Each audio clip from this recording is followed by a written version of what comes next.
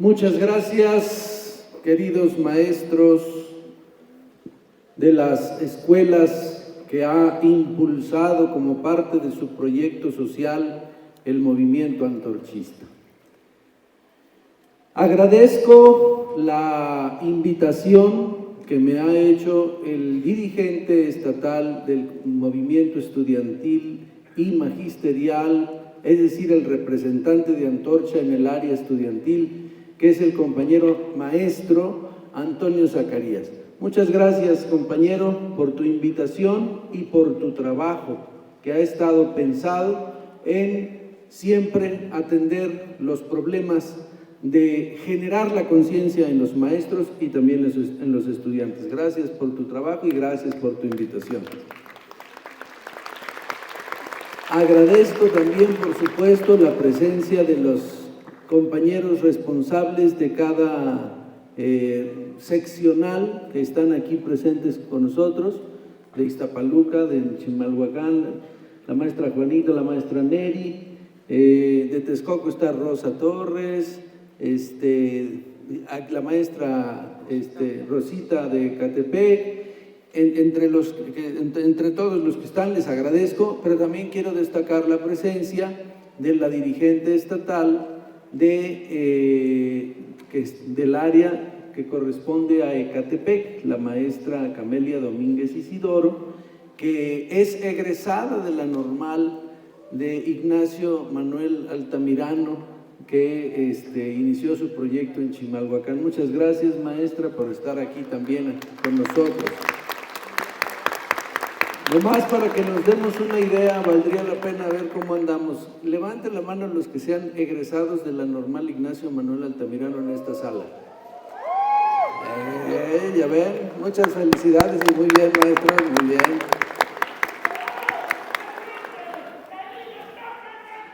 Se ve, se siente, la ENIMA está presente.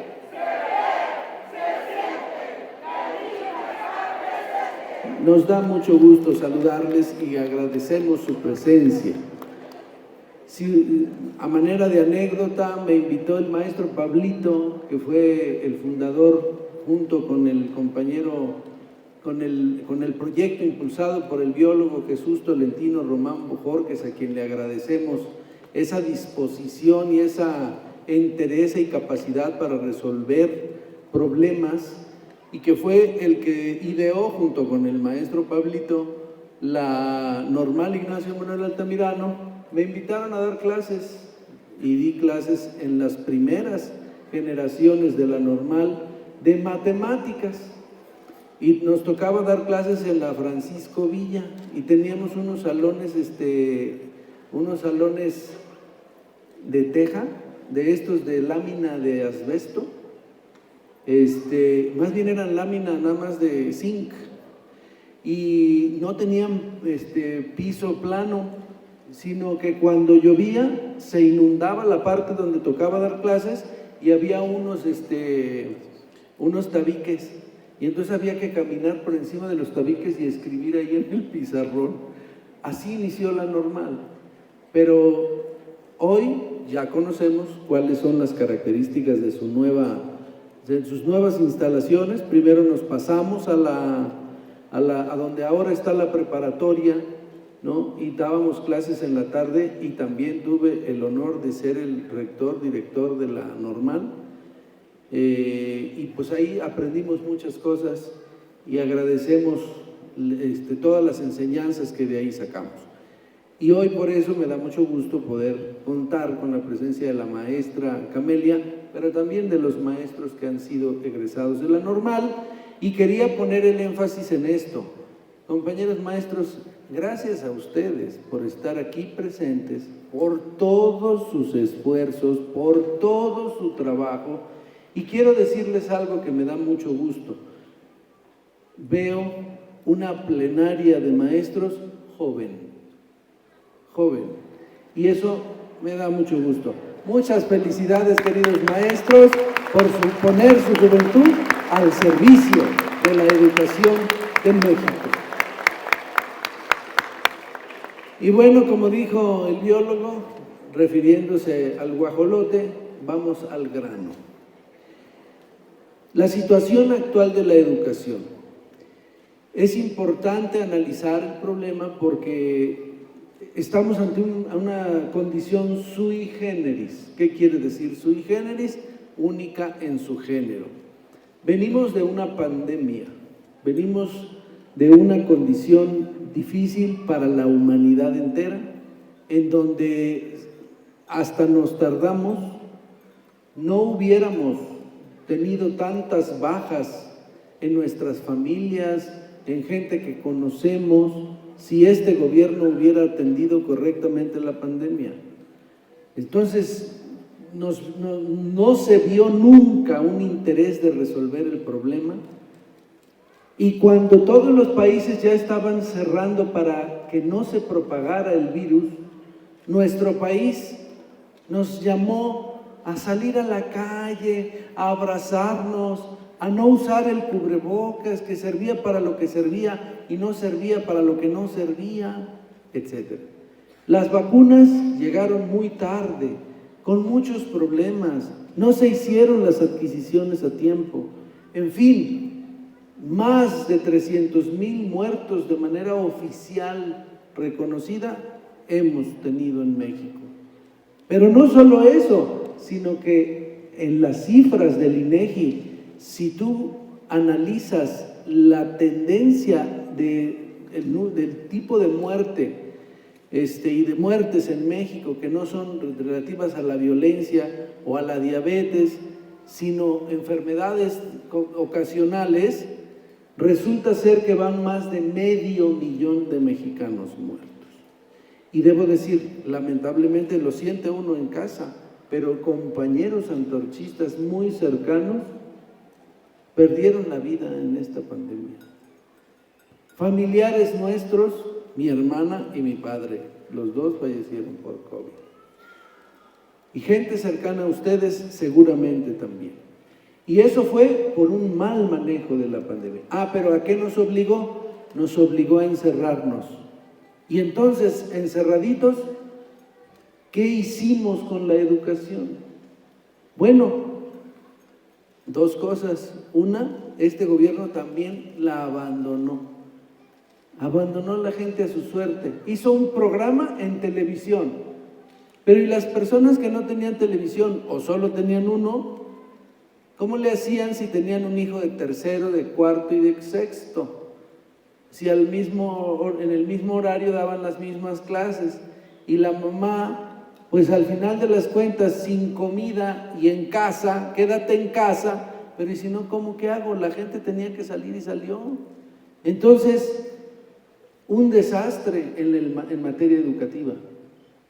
O sea, se mal manejó la pandemia. Ahora, ¿qué de beneficio nos dejó? La utilización de los medios electrónicos para poder, a través de las plataformas como el Zoom, el Meet y otros, nos dejó la posibilidad de hacer reuniones a distancia, a las que no estábamos tan acostumbrados. Y ciertamente que por esa vía se buscó generar contacto y educar a la gente. Pero ¿a qué nos enfrentamos? 70% de la gente tenía la posibilidad de acceder a internet, pero el otro 30% no la tenía. Y entonces la gente no tenía la posibilidad de acceder a las plataformas para educarse. ¿Y qué fue lo que acabó pasando? Bueno, los que tenían la posibilidad de hacerlo, ¿qué hacían? En muchos casos, a mí me tocó vamos a algunas conferencias en el periodo de pandemia a las que me invitaron, por ejemplo, algunos CBTs, algún CBT de Ecatepec me invitaron a dar una conferencia sobre ciencia y tecnología por la Cámara de Diputados. Y entonces accedí, fue virtual, solo 2 de 50 cámaras estaban prendidas. Y los del otro lado, ¿estaban atendiendo mi conferencia? Yo espero que sí, pero no sé. No les podía ver ni la cara, a ver si, siquiera cuando estás en el salón y estás haciendo los garabatos en el pizarrón, volteas a ver y te das cuenta de la cara de los alumnos y te das cuenta si están entendiendo o si no están entendiendo, si profundizas más o si no, si se están emocionando o si se están durmiendo o si se están distrayendo. Acá, ¿qué estaba pasando? No lo sé. Pues mucho nos pasó, ¿no es así? Los de prepa sobre todo, cerraban su cámara. Como quiera, a lo mejor los niñitos de primaria le decías a la mamá, si no abres la cámara, y entonces la mamá dice, no, sí, hay que abrirla, hay que abrirla. Entonces, cierto, esta situación nos llevó a una condición compleja, a rezagarnos en los procesos educativos. Y finalmente, también este gobierno, con sus paradigmas de la corrupción, que no combaten, sino a sus enemigos nada más, con el conque de que es una educación, la que conocemos, neoliberal, hoy andan haciendo modificaciones a los planes y a a los libros de texto gratuitos, pues que lo que van a hacer es ensalzar a la figura del gobierno morenista, a la figura de Palacio, hablando de la cuarta transformación o transformación de cuarta según otros, y el resultado ¿cuál es y cuál va a ser? Ya lo dicen estudios y es con lo que voy a empezar la conferencia. Tenemos en estos momentos 3 años de rezago educativo derivado de la falta de estrategias adecuadas y de un plan preciso para el desarrollo de la educación en México. Entonces vamos a ver, empezamos así, miren, entidad federativa, ciclo 2021, matrícula total, 33.400.000 alumnos, hombres 16.726.000, mujeres 16.689.000, prácticamente 50 y 50. Preescolar 4.300.028 son los que están en preescolar, de los cuales hombres 2.182.000, mujeres 2.145.000. Primaria 13.677.000 alumnos, de los cuales hombres 6.955.000 y mujeres 6.722.000. Si se fijan, aquí hay un poco menos mujeres y la razón es porque en muchos casos todavía en nuestro país no se respetan los derechos de la mujer como debiera de ser y no mandan a las niñas a la escuela, sino mandan nomás a los varones. Y ahí está la estadística. Ahora, secundaria, 6.394.000, hombres 3.220.000, mujeres 3.173.000. Si se fijan aquí, ya hay una disminución, aunque natural, pero de 13 millones de alumnos que hay en la primaria, aquí ya bajamos a 6 millones en la secundaria, aunque hay que tomar en consideración que la primaria son 6 años y la secundaria son 3 años. Y luego de secundaria de 6.394.000 al nivel superior, aquí sí es comparable, pasamos a 4.985.000. 2.422.000 hombres y 2.562.000 mujeres. ¿Se fijan? Aquí ya cambió la correlación. Aquí ya hay más mujeres en la preparatoria y menos hombres. ¿Cómo se explica? Socialmente se tuvieron que ir a trabajar o los cooptó el crimen organizado. Nivel superior, 4.030.000, de los cuales 1.945.000 son hombres y 2.085.000 son mujeres. ¿Se fijan? Aquí ya se invirtió. En los niveles primarios, más hombres que mujeres; en los niveles de prepa en adelante, de nivel superior en adelante, más mujeres que hombres. Bueno, Esta son una serie de estudios que hace la Ibero, que se llama Trazando el Rumbo, proceso de reflexión crítica de la realidad. Tienen este estudio sobre la problemática persistente de la educación en México, equidad y calidad, y nos dan los siguientes datos, que son muy importantes. Número 1, casi 2 millones de niños entre 3 y 14 años no asisten a la escuela. No asisten a la escuela. Esto es muy grave. 2 millones. En Corea del Sur, ¿saben cuántos no asisten a la escuela? Menos de 100,000. Aquí, 2 millones de niños entre 3 y 14 años nomás no van a la escuela. Primer dato.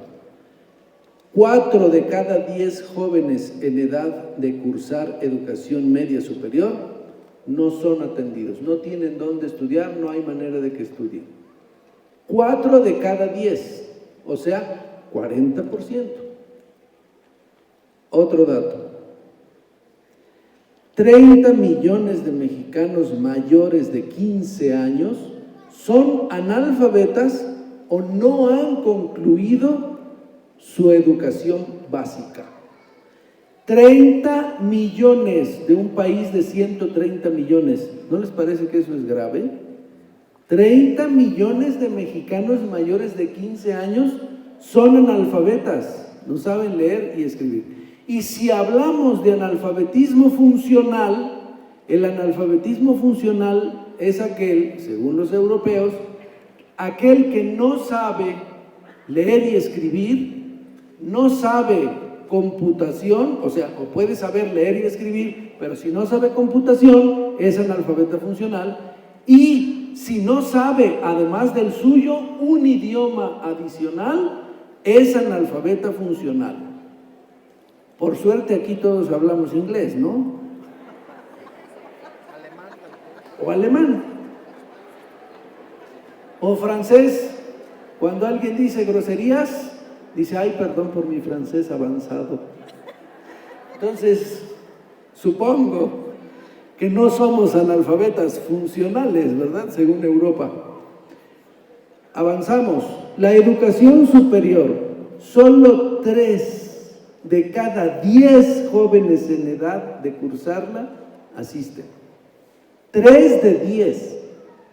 O sea que deberíamos tener a 10 jóvenes estudiando el día de hoy en nivel superior y solo están 3. Ahí algo anda mal.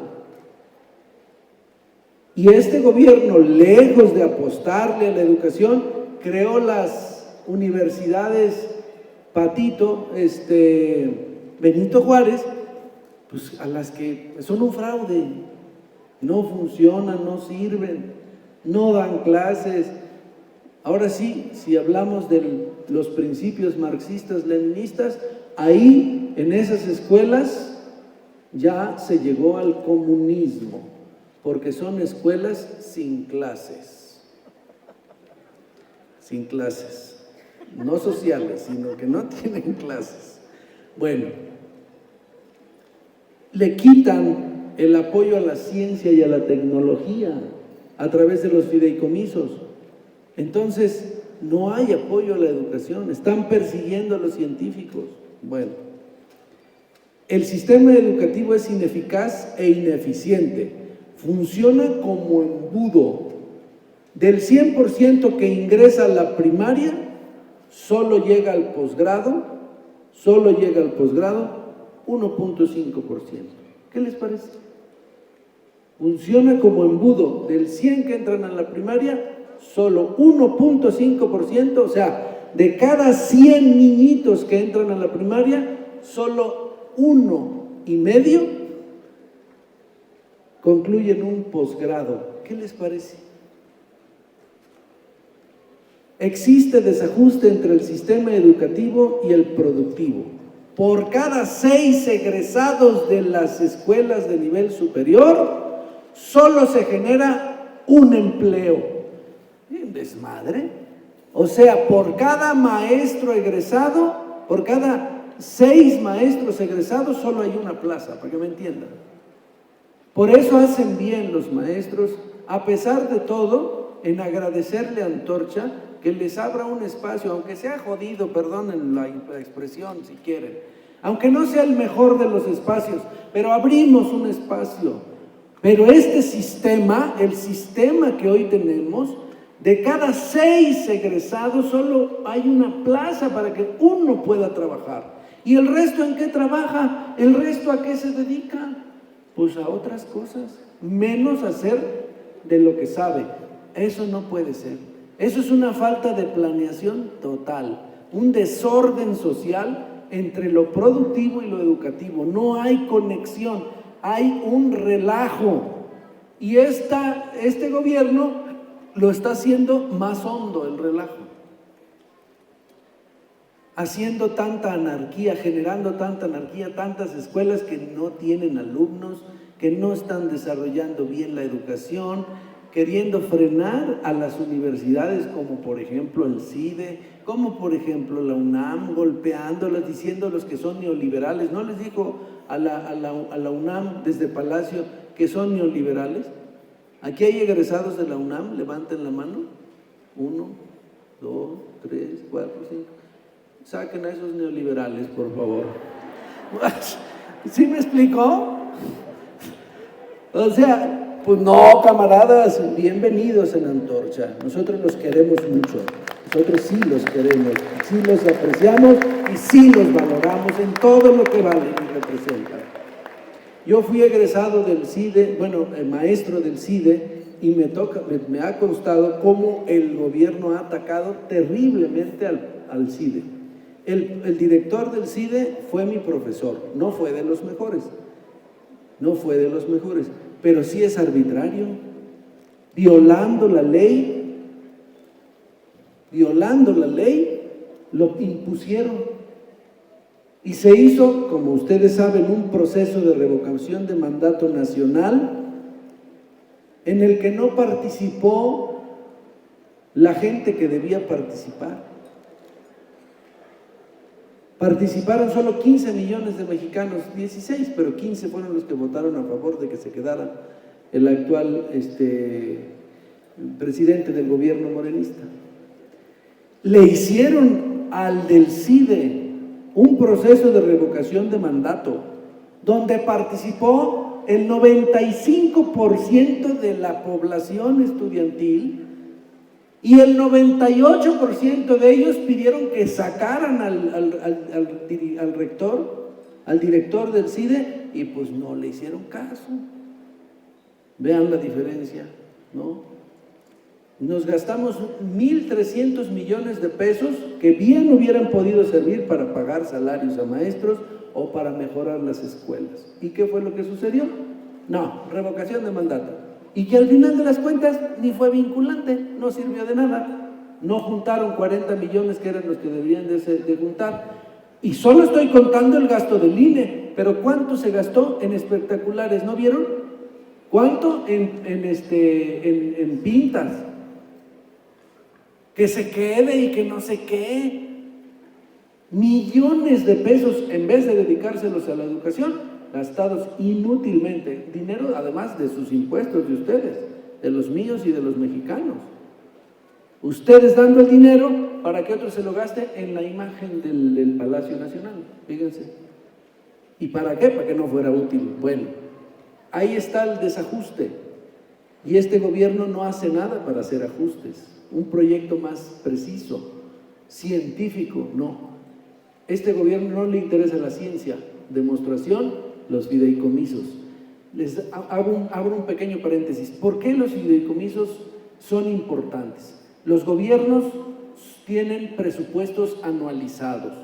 Se aprueba por la Cámara de Diputados en noviembre, diciembre, normalmente el presupuesto, y se ejerce de enero a diciembre. Pero si tú tienes un proyecto donde estás haciendo una investigación y estás haciendo esta investigación, por ejemplo, médica, haciendo la prueba de una vacuna, y entonces resulta que se acaba el año, se acaba el presupuesto y ya no puedes seguir dándole manutención a los animalitos que son los testigos para el análisis, se te mueren, pues ya se acabó, ya no puede seguir la investigación. Entonces necesitas tener certeza de largo plazo para la investigación científica. Para eso sirven los fideicomisos, porque el fideicomiso no concluye año con año, simplemente le alimentas de recursos y tienes la garantía de hacer investigaciones multianuales. Pues este gobierno las canceló la investigación científica. ¿Quién de ustedes ya se vacunó con la vacuna mexicana que se llama Patria? Confiesen. Pues nadie, porque no hay tal, perdón la palabra, tal pinche vacuna Patria. Lo único que tenemos es el nombre. Cuba, país excepcional en cultura, educación, deporte y ciencia, tiene 5 vacunas. China, 2. Una la traen ustedes. ¿Cuál fue la que les pusieron? Cancino, ¿no? Cancino. A los maestros. Y algunos de ustedes después se fueron a vacunar, ¿no? Porque nomás duraba de a poquito. Y está bien. A ver, levanten la mano los que ya están vacunados en este auditorio. Excelente, bájenla. Por eso podemos estar tranquilos. Más del 90% de la población en el Estado de México ya fue vacunada. Eso se llama inmunidad de rebaño. Si nos da el coronavirus, nos va a pegar como una gripa fuerte, pero hasta ahí. Por eso podemos estar más tranquilos. Avanzo. El gasto público en educación es insuficiente, menor al 8% del PIB, y en su distribución no hay equidad. Se constata la idea de que educación pobre para los pobres. A los más pobres no les dan la mejor educación, a los más ricos la mejor educación. Así. El economista, derecho a la educación. Educación en México, insuficiente, desigual, y la calidad de la educación es difícil de medir. Dice, uno de los problemas más grandes del sector educativo, las brechas sociales y regionales. El acceso y ejercicio del derecho a la educación es menor para los grupos vulnerables, especialmente las regiones rurales. En México, entonces, no está bien la educación y hay una educación desigual. Y a ustedes les toca normalmente ver lo que sucede con la gente con más necesidades económicas. Nuestras escuelas están para resolver un problema en las zonas más marginadas. Por eso es doble el esfuerzo que se está haciendo por parte de ustedes, queridos maestros, y por parte de Antorcha. Antorcha ve la necesidad de una escuela, la funda, la crea. Normalmente los gobiernos no las quieren reconocer, no nos dan su clave de trabajo, de centro de trabajo. Ellos traen su plan, pero si los dejamos, nunca van a poner la escuela ahí donde realmente se necesita. Y segundo, a ustedes les toca lidiar con los problemas relacionados con la acción socioeconómica, psicológica y cultural de los alumnos más humildes, que traen una carga de problemas muy complejos que ustedes tienen que lidiar. Las broncas de la casa no les toca lidiarlas a ustedes. No está por ahí el muchachito que no ha ni comido, la muchachita que fue abusada por el padre o por el padrastro. ¿No es así? A mí me ha tocado sufrirlo en Chimalhuacán, por ejemplo. Terrible, en el 2000, 2005. Terrible la situación. Y todo eso, los niños que van a la escuela sin comer, con hambre, les pides material, no lo tienen, no lo llevan. Por eso es insuficiente, desigual y con calidad difícil de medir. Ahora, gasto público en educación, PEF 2021. Tamara Martínez Vargas, Educación y Finanzas Públicas. ¿Qué dice? Fíjense, gasto público en educación. A su izquierda está el 2010, casi 4% del PIB. Y eso fue 2010, 11, 12, 13, 14, 15, y en el 2016 y 17, todavía con Peña Nieto, le bajaron a 3.7 y 3.3% de la educación, y ya en 2018, con el nuevo gobierno, bajó un poquito, luego subió a 3.3, luego subió a 3.5 y finalmente bajó a 3.3. 3.3%. Entonces, comparados con los modelos o los gobiernos neoliberales, malditos, feos, los peores, tenían mejor a la educación en México en materia presupuestal que el gobierno liberal y mejor democrático, de Morena. Ahí está el dato.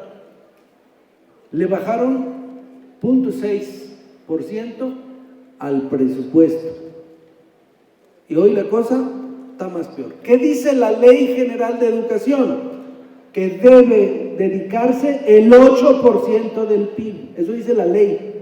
Pues miren, la pobre ley está más violada. Ahí está arriba la rayita del 8%. ¿Cuánto le falta para que llegue?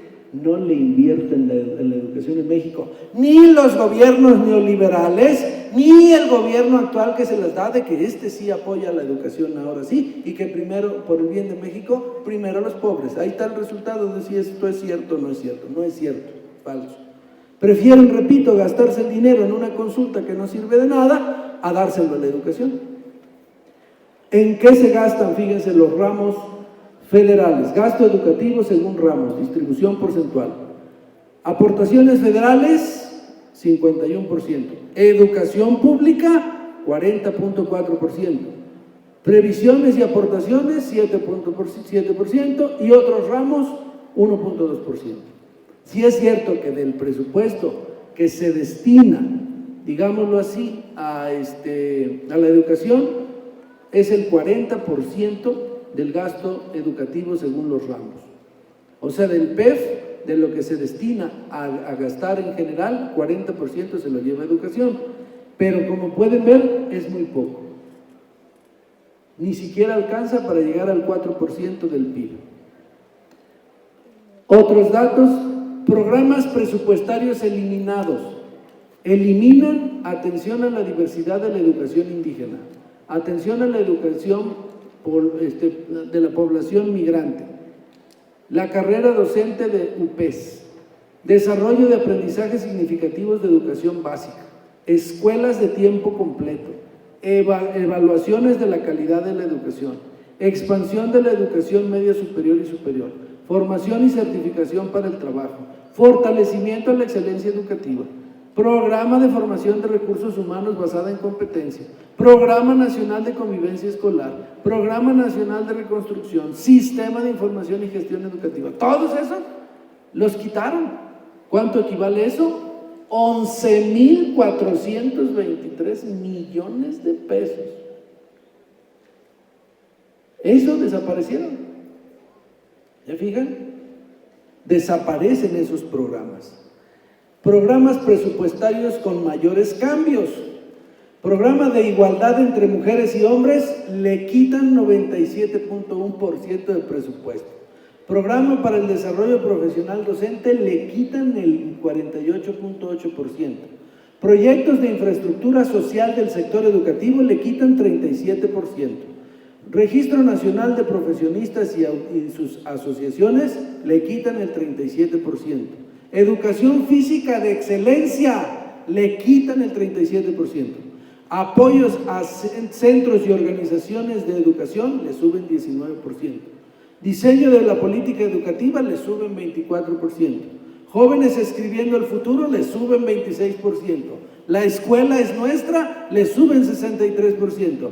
Normalización y certificación en competencias laborales, le suben 6,000%. 6,300%. Ahí está el dato. ¿Te fijan el contraste? Algunos que son importantes, como la escuela de tiempo completo, va para abajo. Y otros que no lo son, como la escuela es nuestra. A ver, ¿ustedes les han dado ya a sus padres de familia el programa de la escuela es nuestra? ¿A qué escuelas ya se las dieron? Levanten la mano. Pues parece que no muchas. ¿Cuál es el problema? Hay un problema muy fuerte. ¿Cuánto le dan? Si tiene más de 150 alumnos a la escuela, le dan $500,000. Si tiene menos de eso, de 100 de 50 a 100, algo así, le dan 300,000. Y así de a menos. ¿Para qué alcanza $500,000? ¿Saben cuánto cuesta un aula UC2?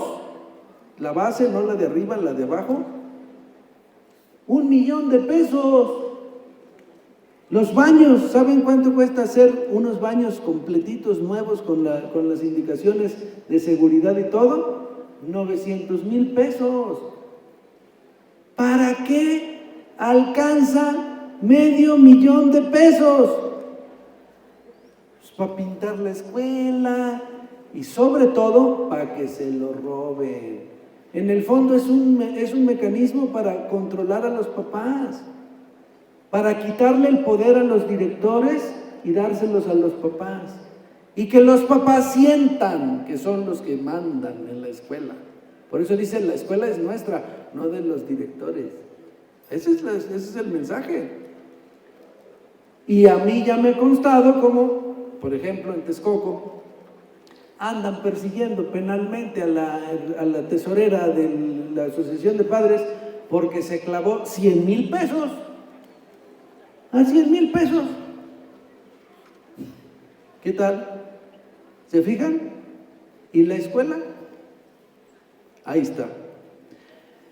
Investigaciones, gasto público en educación por entidad federativa. Antonio Zurizaday Gómez López. Esto dice, fíjense bien, gasto, ¿quiénes le aportan del presupuesto estatal a la educación y quiénes no? Quienes no, Coahuila, Distrito Federal y Guerrero. Quienes sí, todos los demás.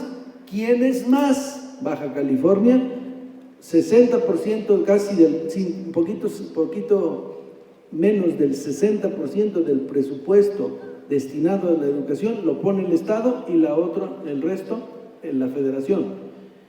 Y el Estado de México está casi en medio, más o menos 38% del gasto en educación lo pone el Estado de México y el resto la Federación.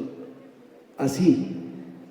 Recuerden ustedes, y si no recuerdan yo les digo, en los 90s se hizo una modificación sobre la situación de los cobros de impuestos, porque el IVA se cobraba en todo el país y entonces unos estados recibían más presupuesto por tener más IVA, pero resulta que el IVA que tenían, por ejemplo, Santa Fe, ahí están las empresas más importantes de México, aunque sus plantas están en Querétaro, en Guanajuato, en el Estado de México, el IVA está registrado en su domicilio fiscal, pero su domicilio fiscal está en Santa Fe, donde no produce nada. Entonces era una incongruencia. ¿Qué hicieron? Entonces una ley de coordinación fiscal. Y la ley de coordinación fiscal lo que hace es que todos los estados recaudan, lo concentra la Federación y lo regresa a los estados. Por eso ahí está la explicación de por qué una parte importante de la educación recae en lo federal.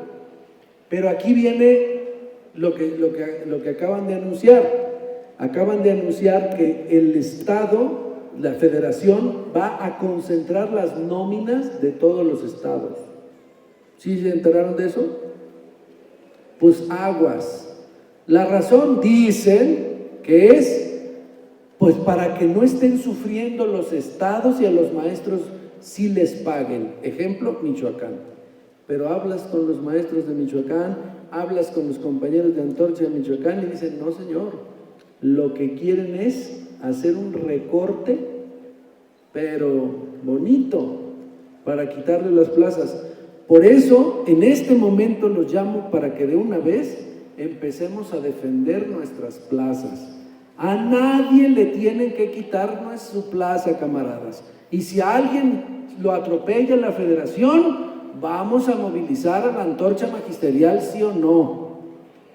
Vamos a movilizarnos, camaradas, porque vamos a defender a un maestro que le quieran quitar su plaza. El movimiento antorchista y antorcha magisterial se van a movilizar porque a nadie le quitan su plaza de los antorchistas, compañeros. Preparémonos, porque ahí viene la navaja tras el pan. Le van a decir: es que no cubres con el requisito, es que te falta tu plan, es que no lo cumpliste correctamente, es que no hiciste bien tu planeación educativa. Te van a poner cualquier pretexto porque ahora la federación manda y te va a querer quitar tu plaza. Si es el caso, aquí estamos los antorchistas y aquí está la fuerza de antorcha magisterial para defenderlos. Así es que atentos, compañeros, atentos a los tambores de guerra si fuera necesario. Bueno, así está la distribución. Hay estados que le ponen, hay estados que no le ponen. Ahora, el Estado de México parece que le pone poquito, 38%, pero el presupuesto de educación del Estado de México es de los más altos de México. Es el más alto de México después de la Ciudad de México. Entonces, es mucho el dinero que sí le pone el gobierno del Estado. Ahora, gasto por alumno. ¿Quiénes son los que más dan presupuesto como estados por alumno? Baja California Sur, Baja California Sur, Durango, Campeche y Michoacán. Son los que tienen más gasto por alumno. Los que tienen menos gasto por alumno: Puebla, Oaxaca, Morelos, Hidalgo y Chiapas. El Estado de México está entre los últimos 6. La razón: en el Estado de México la cantidad de alumnos es muchísima, pero y a pesar de que es muy grande, está muy por debajo de lo que debiera de ser. Entonces, ahí hay un dato.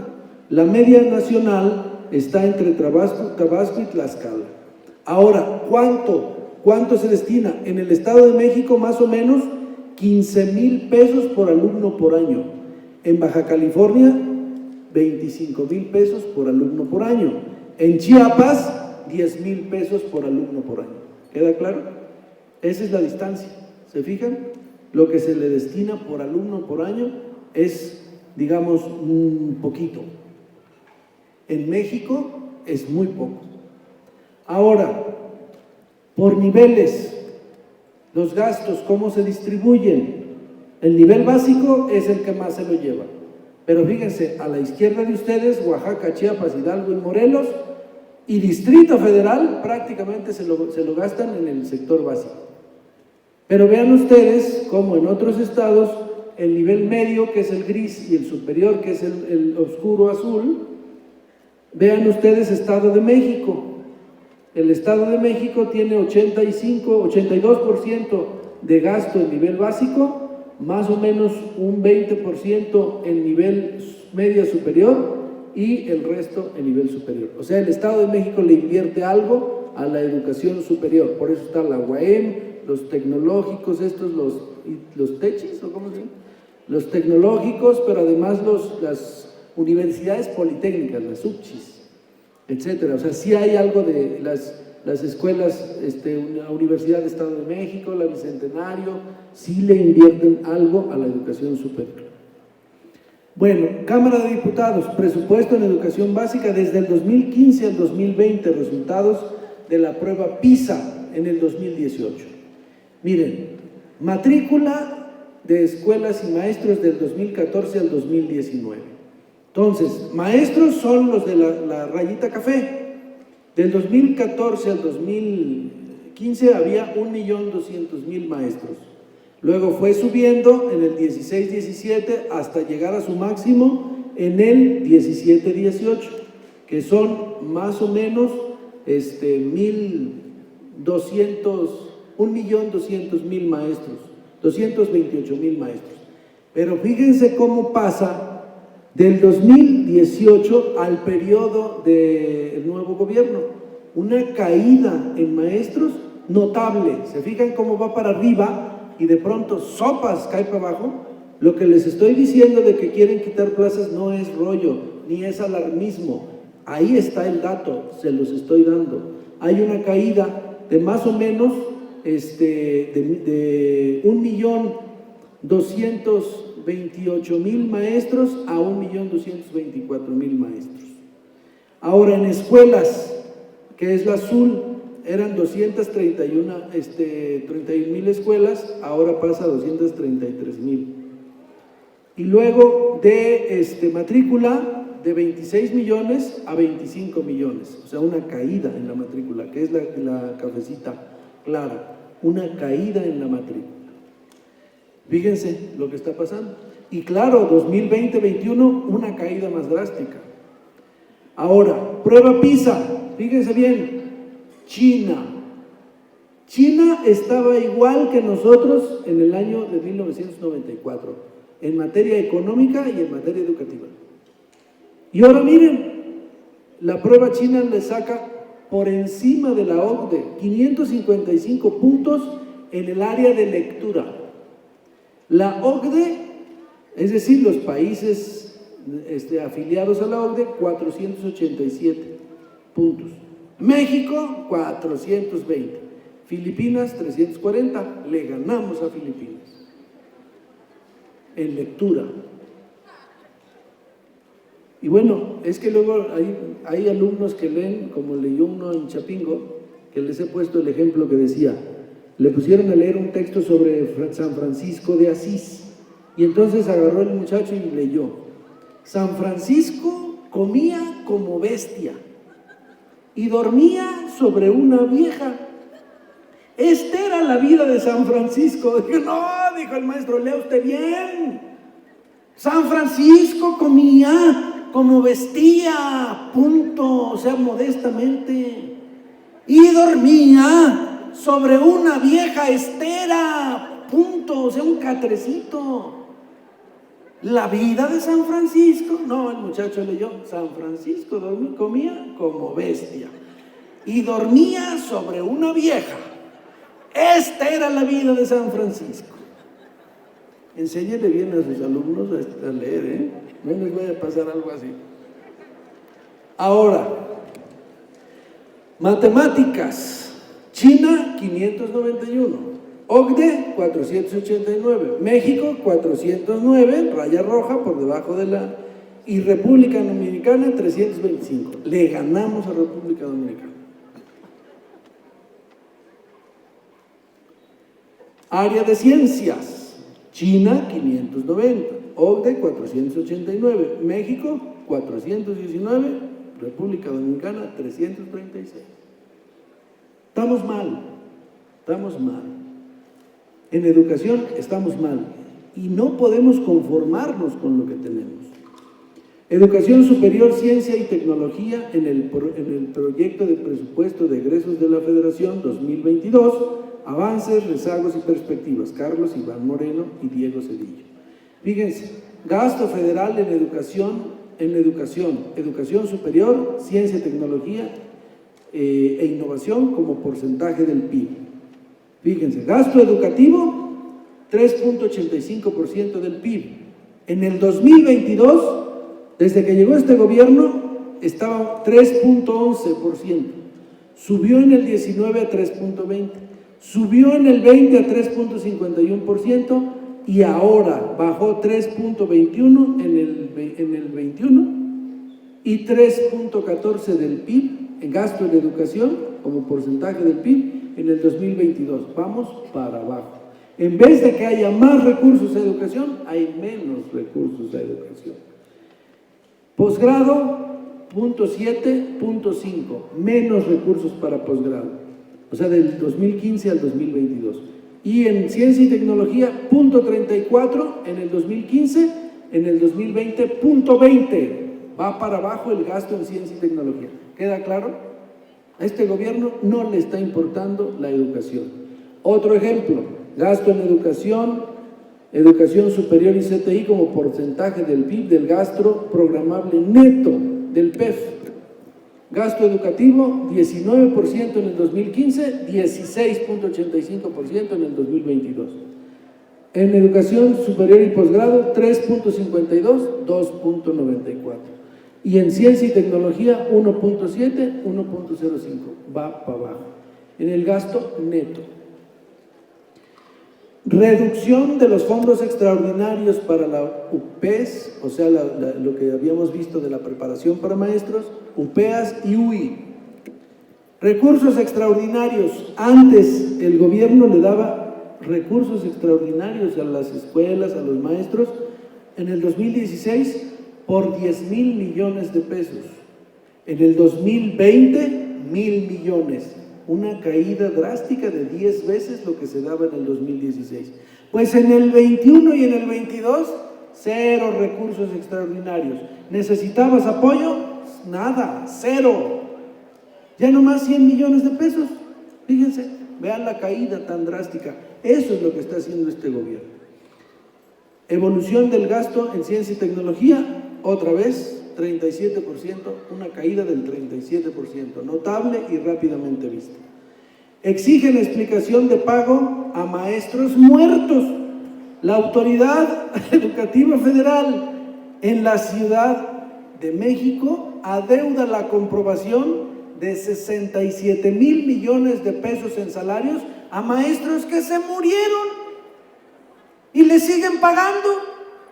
Y aquí les pedimos, a ver, párenle a los maestros que no han sido contratados. No hay dinero. 67,000 millones de pesos pagados a maestros muertos. Si quieren morirse, les van a pagar. ¿O cómo quieren que les paguen? ¿Me explico? Vean las incongruencias. Y la Ciudad de México la gobierna Morena. Expansión. La SEP asume el control de la nómina de todos los maestros del país.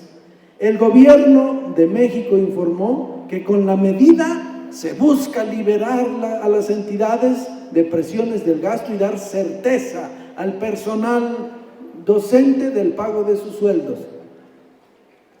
No, señor, cuidadito, eso no está así. No, señor, eso trae el propósito de centralizar todo. Ya centralizaron el gasto de salud y ahora resulta que no tenemos un sistema de salud como el que nos prometieron que iba a ser parecido al de Dinamarca. ¿Ya tenemos sistema de salud parecido al de Dinamarca? ¿Ustedes van al ICEMIM y los atienden como si estuvieran en Dinamarca? No, ¿verdad? Les doy el caso. La señora que nos apoya, una secretaria en la Cámara de Diputados, Claudia, tiene un problema de vesícula biliar. La mandaron al ISSSTE y pues ahí la internaron y le recetaron omeprazol inyectado. El omeprazol inyectado es el que sirve para cubrir la membrana estomacal.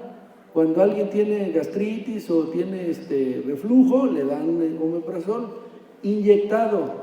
No había entre los medicamentos del hospital del ISSSTE eso. Entonces optaron por sacarla, la sacaron y le dijeron, venga el 25 de mayo, 25 de mayo, para hacerle sus estudios y programarle su operación.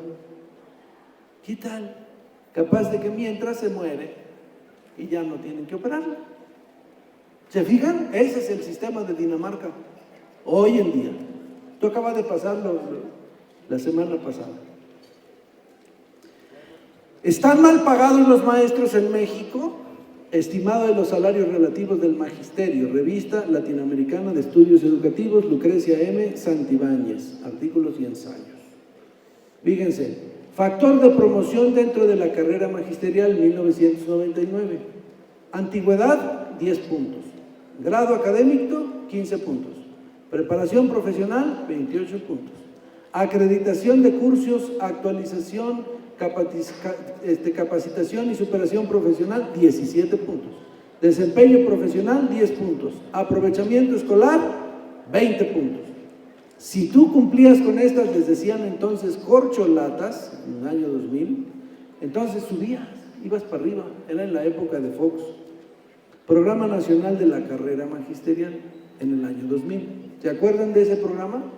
De la famosa carrera magisterial. Pues eso ya desapareció. Y entonces, docentes inscritos en carrera magisterial por niveles, en el nivel A, 625,000, o sea, en el más bajito. Nivel B, 11,000. BC, 35,800. Y en el C, 3,500. Programa de carrera magisterial. O sea que al final de las cuentas, los programas que se han instrumentado dejan siempre fuera a la inmensa mayoría de los maestros. 625,000 en el plano más bajito. Ahora, maestros públicos y privados, ingresos y otras características. Fíjense, primaria pública, 89%, privada, 11%. Secundaria pública, 87%, privada, 13%. Años de escolaridad de los maestros, 13.7 en la pública, 13.5 en la privada. Vayan a la pública. Horas trabajadas por semana. En la pública, 28 horas.5. En la privada, 30.7. O sea, trabajan más en las escuelas privadas primarias que en las públicas. ¿Qué hubo? ¿Y cuánto le pagan en salario mensual? 6,630 en el año 2000, estamos hablando de ese ejercicio, y 5,475. Pagan menos en las primarias privadas que en las primarias públicas. Porcentaje de mujeres, 69% en las privadas públicas, en las primarias públicas, 84% en las privadas. O sea, en las escuelas primarias privadas, mujeres extraexplotadas y mal pagadas. ¿Se fijan? Ese es el resultado de este estudio. En las secundarias, una situación similar. 7,000 pesos, 30 horas, aquí sí se invierten las horas. 30 horas, 30.6 horas trabajadas, 27 en las privadas, 7,390 de pago en las públicas, 5,200 en las otras. Igual, explotación de mujeres. Bueno, aquí tenemos número de alumnos matriculados en educación normal por licenciatura y especialidad del 2015, entre 2015 y 2016. Si se fijan, la inmensa mayoría de los maestros está contratado, inscrito a la normal en licenciatura primaria, 36,156 alumnos. Preescolar, 24,000 alumnos. Educación física, 7,000. Secundaria y español, 5,474. Telesecundaria, 4,900 alumnos. Especialidad intelectual, 4,500. Secundaria inglés, 4,400. Secundaria matemáticas, 4,200. Primaria intercultural, 2,000. ¿Sí se fijan? Hay muchos alumnos, muchos maestros que están estudiando para querer ser maestros de primaria, pero de cada 6 egresados solo hay una plaza para ellos. Ahí está el descontrol. O sea, no hay orden. Esta es otra demostración de lo antes visto. Y con esto terminamos. Profesores del nivel medio superior. Fíjense bien, población ocupada, o sea, maestros que se dedican a esto, 498,000 maestros. Porcentaje de ocupados con un segundo trabajo, 10.9%. Es decir, de cada 100 maestros, 10 tienen un doble trabajo. Es decir, llegan a su casa como en la película de Pedro Infante: ya llegué, vieja, ya me voy, vieja, y se visten de bomberos y salen corriendo, o salen de policías, o salen de los que bolean los zapatos. Edad promedio de los maestros en nivel medio superior y superior, nivel medio, 44.7 años. Trabajadores informales, 15.1%. Años de escolaridad promedio, 17.5. ¿Qué significa años de escolaridad promedio? Primaria 6 años, secundaria 3 años 9, preparatoria 3 años 12, facultad 5 años 17. O sea, la mayoría de los maestros tiene licenciatura de nivel medio superior y superior. O sea que hace falta en México elevar el nivel educativo de los maestros. Entonces, ¿cuántas horas trabajan a la semana los maestros? En promedio, 32.3 horas. En promedio.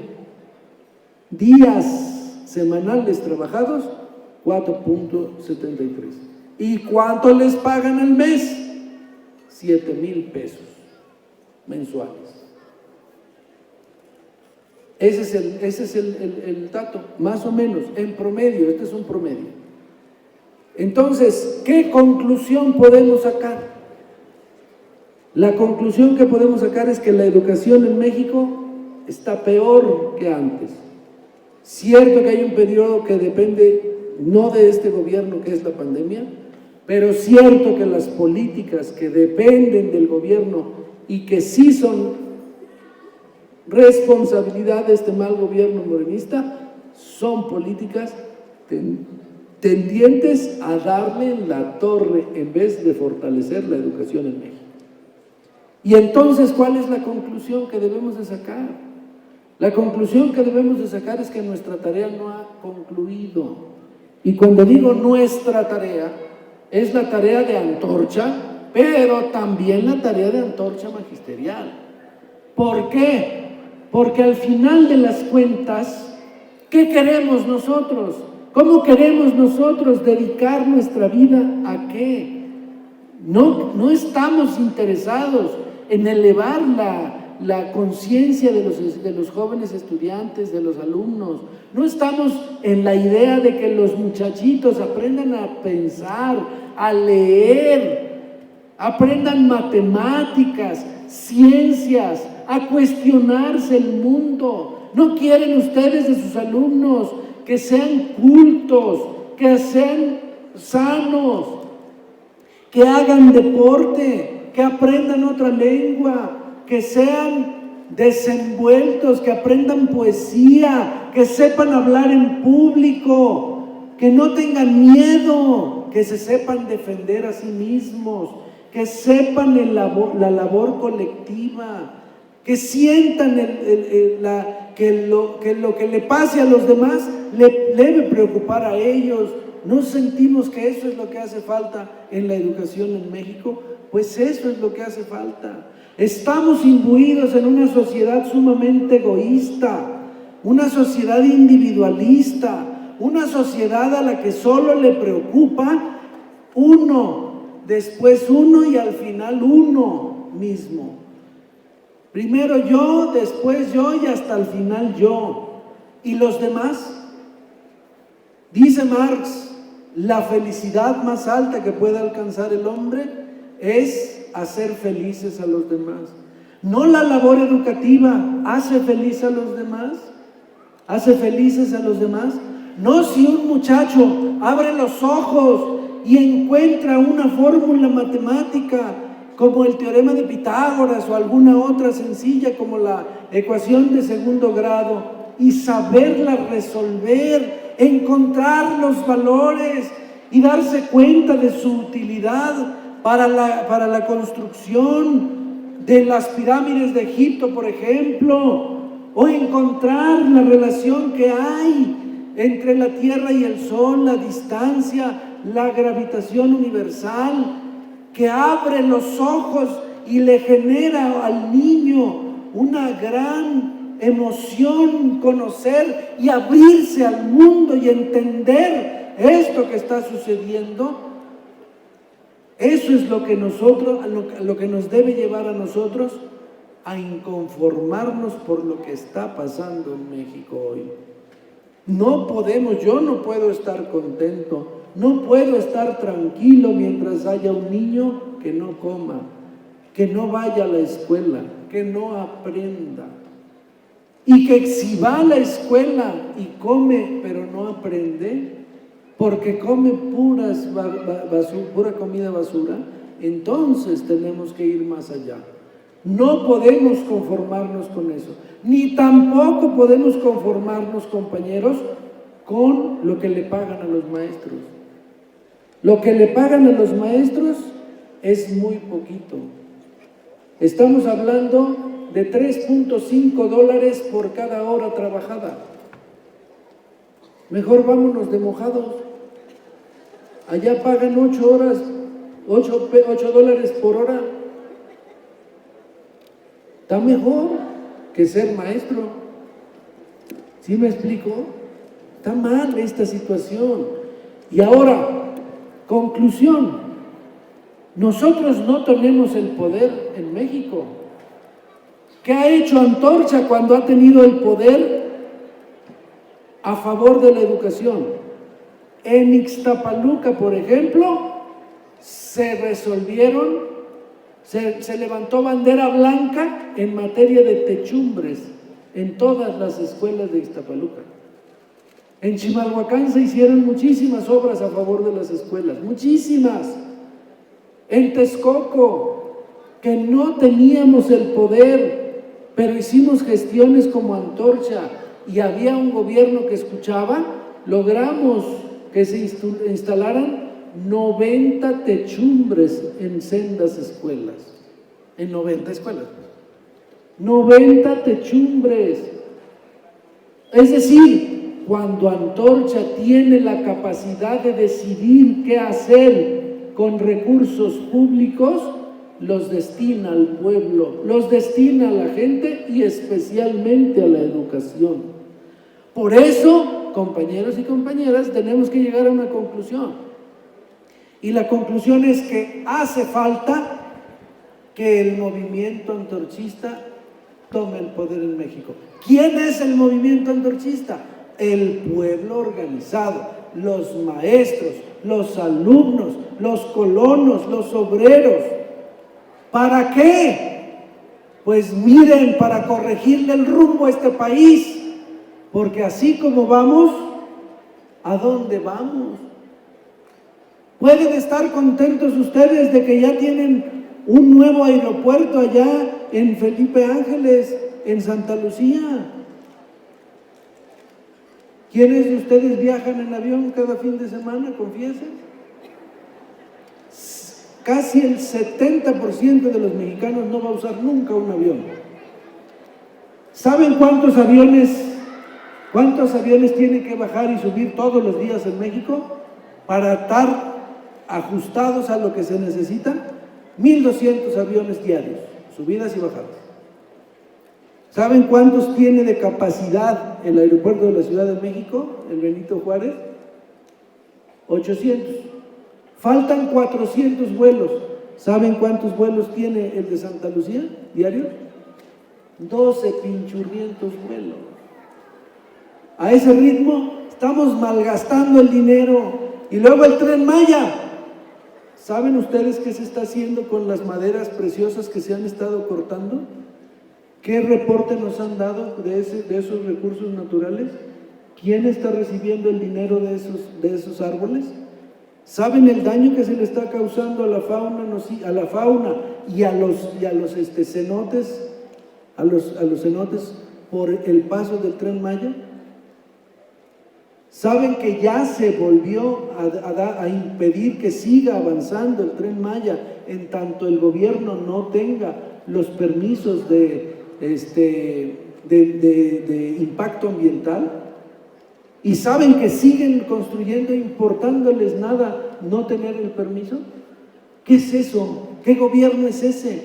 Y saben que en el fondo hay un acuerdo con las grandes inmobiliarias para poder hacer una inversión y generar riqueza, pero no para el pueblo pobre, para los más ricos. ¿Se fijan?